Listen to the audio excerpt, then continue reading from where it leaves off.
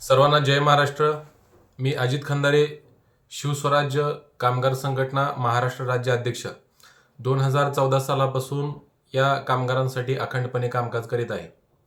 तरी चालूला आपला विषय आहे की बांधकाम कामगारांना ज्या वस्तू मिळतात, ते सुरक्षा संच असेल, अत्यावश्यक संच असेल किंवा गृहोपयोगी संच असेल, तर हे देण्यासाठी शासनाने कंत्राटदारांना कंत्राट दिलेला आहे.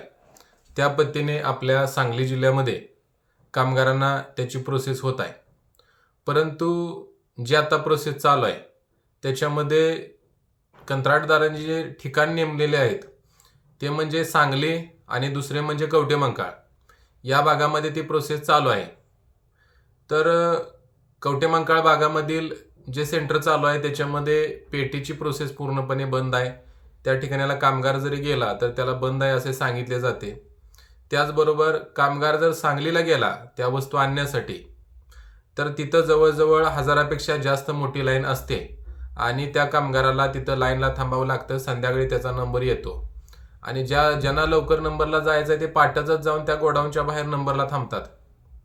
अशा अवस्था याच्यामध्ये आहे.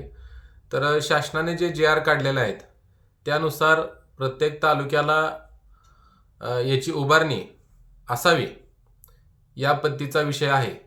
परंतु अद्याप अनेक तालुक्यामध्ये म्हणण्यापेक्षा सांगली आणि कवठेमंकाळ सोडून इतर ठिकाणाला ते सेंटर चालू झालेले दिसत नाहीत. यामध्ये काय होतंय की जे आपले आटपाडीचे कामगार आहेत यांना सांगली ठिकाण जवळजवळ 100 किलोमीटरपेक्षा जास्त आहे. त्याचबरोबर जे कवठेमंकाळचे सेंटर आहे तर ते सुद्धा दिगंची म्हणा, राजवाडी म्हणा ह्या भागातून त्या ठिकाणाला जायचं म्हटलं तर 60 ते 70 किलोमीटरचा प्रवास करावा लागतो. त्या ठिकाणाला जाऊन त्यांची प्रोसेस होते फक्त भांड्याची, आणि जी प्रोसेस त्यांची पेटीची व्हायला पाहिजे तर त्या ठिकाणाला होताना ते आपल्याला दिसत नाही.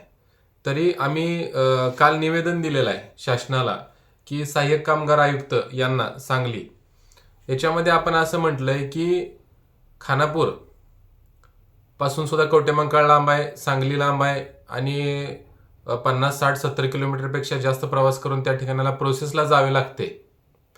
तर ते न जाता खानापूर, आटपाडी तसेच तासगाव याचा मध्यवर्ती म्हणजे भिवघाट असू द्या किंवा नेलकरंजी असू द्या या ठिकाणाला तुम्ही एक गोडाऊन उभा करा, गोडाऊन चालू करा.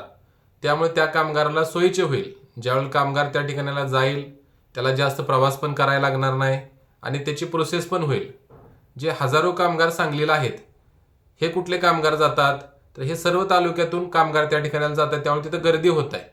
तर गर्दी न होता उन्हाळ्याचे दिवस आहेत, लोकांना उभा राहण्यासाठी सावली पाहिजे, पिण्यासाठी पाणी पाहिजे, बऱ्याचशा गोष्टी याच्यामध्ये आहेत की ते त्या पद्धतीने पाहिजेत. तरी काल आम्ही मागणी अशी केली शिवस्वराज्य कामगार संघटनेच्या वतीनं की तुम्ही भिवघाटला किंवा नेलकंजीला तुम्ही सेंटर चालू करा. त्या ठिकाणाला कामगारांना आम्ही पाठवून देतो आणि तुम्ही त्यांना भांडी द्या, सुरक्षा संच द्या, अत्यावश्यक संच द्या, हे तुम्ही द्या आणि कामगाराला ते घेऊन जाऊ द्या. फक्त प्रवास जास्त लांबचा करायला नको, कारण त्या ठिकाणाला ज्या वस्तू ज्या मिळतात त्या पण मोठ्या आहेत. म्हणजे भांड्याचा संच, गृहोपयोगी संच म्हणला तर तो मोठा आहे. त्याचबरोबर जे सुरक्षा संच आहे ते पण मोठा आहे आणि दुसरा अत्यावश्यक संच आलेला आहे तो सुद्धा मोठा आहे. त्यामुळे काय होतं, ते गाडीवरून आणणं शक्य नाही आणि लोकांनी घेऊन येत असताना त्यांचा अपघात होतोय, त्यांना त्रास होतोय आणि ह्या गोष्टी खूप किचकट होत चालल्यात, त्रासदायक व्हायला लागल्यात. म्हणून शासनाला आपण विनंती केलेली आहे की तुम्ही खानापूर किंवा भिवघाट किंवा नेलकंजी या ठिकाणाला तुम्ही सेंटर चालू करा. या सेंटरमध्ये लोकांना तात्काळ भांडी, अत्यावश्यक संच आणि सुरक्षा संच उपलब्ध करून द्या.